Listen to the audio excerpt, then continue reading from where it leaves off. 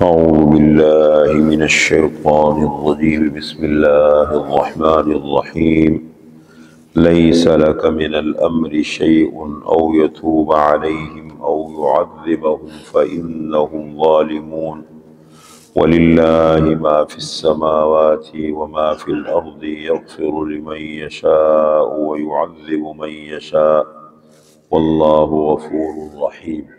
لیسا نہیں ہے، لکا آپ کے لیے اے پیغمبر، من الامر معاملے میں سے شیء کچھ بھی، او یتوب علیہم یا اللہ ان کی توبہ قبول کرے، او یعذبہم یا ان کو سزا دے دے، فإنہم ظالمون پس بے شک وہ ظالم ہیں، وَلِلَّهِ مَا فِي السَّمَاوَاتِ وَمَا فِي الْأَرْضِ اور اللہ ہی کے لیے ہے جو کچھ آسمانوں میں ہے اور جو کچھ زمین میں ہے، یغفر لمن یشاء معاف کرتے ہیں جس کو چاہے، وَيُعَذِّبُ مَن یشاء اور سزا دیتے ہیں جس کو چاہے، واللہ غفور الرحیم اور اللہ تعالی گناہ بخشنے والا مہربان ہے۔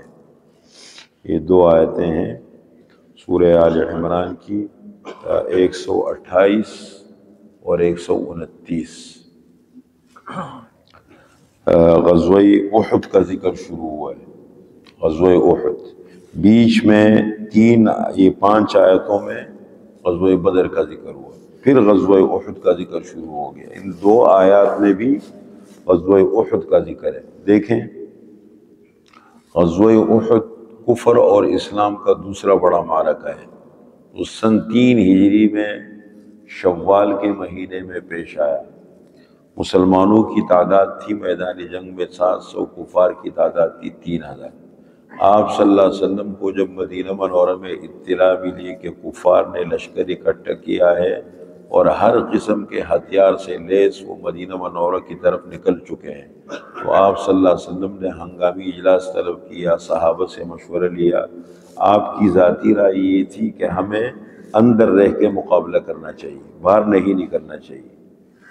اب وہ جو نوجوان صحابہ تھے، خصوصاً جو بدر میں جن کو شرکت کا موقع نہیں ملا تھا، انہوں نے کہا نہیں ہمیں تو باہر رہ کے، آپ نے مشورہ لیا تو ظاہر بات ہے مشورے کا حق ہے سب کو، تو انہوں نے کہا میں باہر رہ کے مقابلہ۔ وہ ان حضرات کی رائے اتنی زیادہ بڑھی کہ آپ صلی اللہ علیہ وسلم نے اس پر فیصلہ فرما دیا کہ ٹھیک ہے آپ حضرات کہتے باہر چلے جاتے ہیں۔ مطلب ایسا نہیں ہے کہ کوئی بحث کا ماحول بنا، کوئی بدتمیزی آئے، مطلب ان کا آپ صلی اللہ علیہ وسلم کہ ان کی رائے اس طرف زیادہ ہے، تو آپ نے جب آپ صلی اللہ علیہ وسلم گھر تشریف لے گئے، تیاری کا حکم دیا کہ بھائی تیاری کرو بس نکلتے ہیں، تو بعض بزرگ صحابہ نے نوجوانوں کو سمجھایا کہ آپ لوگوں نے اپنی رائے آپ صلی اللہ علیہ وسلم پر مسلط کر دی، آپ لوگوں کو ایسا نہیں کرنا چاہیے تھا۔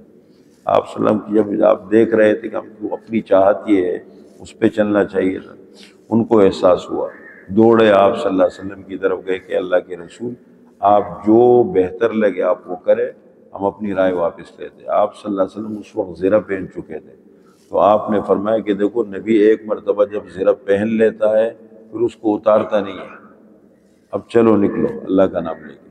تو ایک غلطی یہ ہو گئی، یہ حقیقت میں اور آپ سمجھو یا نہیں، لیکن اگر دین کی نظر سے اور دنیا کے تجربے کی نظر سے ہم دیکھیں نا، تو امیر کی اطاعت، بڑوں کی اطاعت، یہ بہت بڑا اہم کردار ادا کرتے ہیں، چاہے مزاج کے خلاف ہو۔ جب ایک اتفاق رائے سے ایک مشورہ ہو جاتے تو یہ ایک چیز ہوتی ہے بڑی، ایک یہ غلطی ہو گئی۔ پھر آگے جب نکلے میدان احد میں پہنچے دشمن، تو آپ نے وہ نیچے پہاڑ کے دامن میں ایک درہ ہے جس کو جبل الرمات کہتے ہیں، تیر اندازوں کی پہاڑی، اس پر آپ نے صحابہ 50 تیر اندازوں کو بٹھایا اور انتہائی تاکید کی کہ کچھ بھی ہو آپ لوگوں نے یہاں سے ہلنا نہیں، ہمیں فتح ہو میدان میں نیچے یا شکست ہو، آپ لوگوں نے یہاں رہنا ہے۔ بڑی سخت تاکید کی، لیکن جب نیچے دیکھا یک کے بعد دیگر کافر گرتے چلے گئے، ان کو مارتے گئے صحابہ، یعنی میدان پر صحابہ نے قبضہ کر لیا، کافر بھاگنا شروع ہو گئے، انہوں نے تعاقب کرنا شروع کر دیا۔ تو اوپر سے وہ دیکھ رہے تھے، اوپر سے نیچے میدان کو دیکھ رہے تھے، وہ یہ سمجھے جنگ ختم ہو گئی۔ دیکھیے یہ بھی غلطی ہے۔ یہ صبر اتنی بڑی نعمت ہے نا، ہر چیز کا پھل بعد میں ملتا ہے، انسان برداشت کر لے تو۔ ایک میرے پاس صاحب آتے ہیں ادھر، پہلے یہاں درس میں بیٹھتے تھے دوپہر میں، پھر آہستہ آہستہ تو وہ کہنے لگے میں چاہتا ہوں میرا بچہ آپ کے پاس قاعدہ پڑھے۔ تو میں نے کہا بھائی اس کو جہاں پڑھتا ہے نا آپ اس کو وہیں رکھیں، نہ نکالیں ایک دم، ایک سسٹم چل لے، بعد میں دیکھیں گے جب۔ لیکن بہرحال وہ کرتے کرتے کرتے کرتے بالآخر اس کے صبر کا پیمانہ لبریز ہو گیا، وہ اٹھا کے وہاں سے یہاں لیا ہے بچے کو۔ اب میرا اصول یہ میں نے اچھا کہنے لگا میں خود بھی ساتھ آؤں گا، تو میں نے کہا کہ میں اس کو چیک کرتا ہوں کہ دیکھو اس میں صبر کتنا ہے۔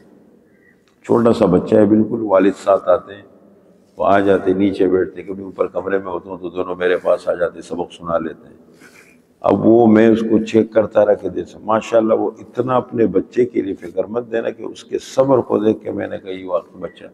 اب وہ بچہ اتنا بہترین چل گیا، بچہ چھوٹا ہے اور جو قاعدہ اس نے شروع کیا تھا، یہ نہیں کہ جو ہمارے ہاں قاعدہ پڑھایا جاتا ہے وہ نہیں، جو قاعدہ وہ کہیں اور سے لے کر آئے تھے، جمعیت تعلیم القرآن والوں کا، میں نے کہا اسی میں یہ جاری رکھیں۔ الحمدللہ وہ بچہ اتنا چل گیا ہے اور ایسا بہترین پڑھتا ہے کہ میں حیران ہو جاتا ہوں کہ یہ بچہ چل کیسے گیا۔ میں نے کہا کہ اس کی والد کو قربان، میں بار بار چیک کرتا کہ ان میں صبر ہے، یا ویسے بھی آج کل صبر بہت بڑی نعمت ہے، بہت بڑی۔ ٹھیک ہے وقتی طور پر، اور آج کل ہمارا ماحول ایسا بن گیا نا، معاملات میں، کاروبار میں، گھروں میں، بچوں کا ماحول، ہم لوگوں میں صبر ختم ہو گیا۔ آپ ٹریفک میں باہر جا کے دیکھیں، مطلب کسی کو جگہ دینے کو کوئی تیار نہیں ہے۔ کاروبار میں دیکھو، مطلب یہ نہیں دیکھتے، ہمارے بزرگ تجارت کرتے تھے تو وہ پہلے بڑا لمبا سوچتے تھے، بھائی میں سوچوں گا، دیکھتے ہیں، کر لیتے ہیں۔ ابھی تو بس کہتے پارٹی میرے ہاتھ سے کیسے نکل گئی۔ مارکیٹنگ کے لیے الگ لوگ رکھے ہوئے، مشین کی طرح زبان چلاتے ہوئے، بندے کو پکڑ لو جائے نہیں۔ اسپتالوں میں جاؤ تو اسپتالوں کی پالیسی کیا ہے، لوگ بٹھائے ہوئے بندے کو کسی طریقے سے پکڑ کے بیڈ پہ لٹا دو تاکہ ہمارا بل بنتا رہے۔ یہ مزاج بن گیا، ہر چیز کے پیچھے ہماری سوچ ہو گئی پیسہ۔ پیسہ ہر چیز کا حل نہیں ہے، یہ بڑی غلط، اس نے ہمارے معاشرے کو تباہ کر کے رکھ دیا۔ کہتے بس تعلیم میں دیکھو، چاہے ہمارے دینی تعلیم میں دیکھو پیسہ، اسکول کالج یونیورسٹی میں دیکھو پیسہ، کاروبار میں دیکھو پیسہ۔ بھائی اب رزق حلال یار، پیسہ نہیں، رزق حلال، برکت کی طرف نہیں جاتے۔ اب کل بلوچستان سے 2 حضرات آئے تعزیت کے لیے، 3 حضرات تھے۔ تو ایک نے کہا میں ٹیچر ہوں اسکول میں، کتنی تنخواہ؟ 55,000۔ دوسرے نے کہا کہ میری تو کیا، آپ کتنی؟ کہتے میری 5,000 تنخواہ۔ اب یہ 5,000 والا مدرسے میں زیادہ پڑھاتا ہے، وہ کم پڑھاتا ہے، اور اسکولوں میں تو آپ کو معلوم ہے سرکاری میں تو حالت بہت خراب ہے۔ تو میں نے مذاق میں ان کو، تو وہ ہنس پڑے، میں نے ان کو مذاق میں کہا کہ اللہ چاہے یہ 5,000 55,000 پہ باری ہو سکتے ہیں، اللہ چاہے 5,000 55,000 پہ بھاری ہو سکتے ہیں۔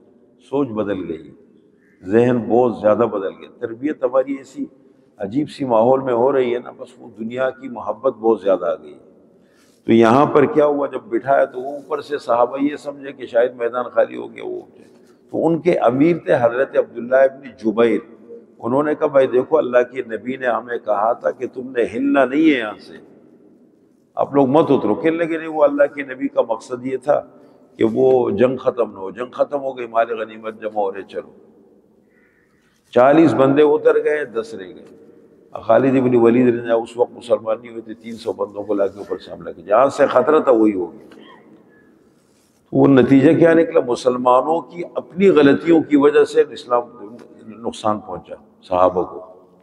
تو آپ صلی اللہ علیہ وسلم کا چہرہ مبارک زخمی ہو گیا، دندان مبارک، وہ جو فتح تھی وہ شکست کی طرف چلی گئی، چہرہ مبارک زخمی، دندان مبارک، 70 صحابہ ایک دم شہید ہو گئے، کائے پلٹ گئی۔ تو آپ صلی اللہ علیہ وسلم نے بعضی لوگوں کے تو نام لے کے بد دعا کی، حارث ابن ہشام، سہیل ابن عمرو اور صفوان ابن امیہ، ان کے باقاعدہ نام لے کے، یہ وہ لوگ تھے جن کو مستقبل میں اسلام کی توفیق ملنے والی تھی۔ بخاری شریف کی روایت ہے، ان کے تو باقاعدہ نام لیے اور کہ ان کو اللہ ہلاک کر دے، اور چونکہ ان کو آخر میں اللہ کو تو علم تھا مسلمان ہونا تھا، تو اللہ نے یہاں منع فرما دیا کہ لیس لک من الامر شیء، نہیں ہے آپ کے لیے اے پیغمبر معاملے میں سے کچھ بھی. آپ بد دعا نہ کریں، آپ بد دعا نہ کریں، اس لیے کہ ان کو مسلمان اور سارے مسلمان ہو گئے. پھر لیس لک، نہیں ہے آپ کے لیے معاملے میں سے کچھ بھی. او یتوب علیہم، یا اللہ ان کی توبہ قبول کر دے. او یعذبہم، یا ان کی سزا دے دے، وہ اللہ کی مرضی ہے. فإنہم ظالمون، پس بے شک اس وقت وہ ظالم ہے. اس وقت وہ ظالم ہے نبی کے مقابلے میں، اسلام کے مقابلے میں. وَلِلَّهِ مَا فِي السَّمَاوَاتِ وَمَا فِي الْأَرْضِ، اور اللہ ہی کے لیے ہے جو کچھ آسمانوں میں ہے جو کچھ زمین میں ہے، اللہ کی ملکیت ہے. يَغْفِرُ لِمَن يَشَاءُ وَيُعَذِّبُ مَن يَشَاءُ، جس کو چاہے اللہ بخش دے، جس کو چاہے اللہ سزا دے. یہ اللہ کی مرضی ہے. واللہ غفور الرحیم، اور اللہ تعالی گناہ بخشنے والا مہربان ہے.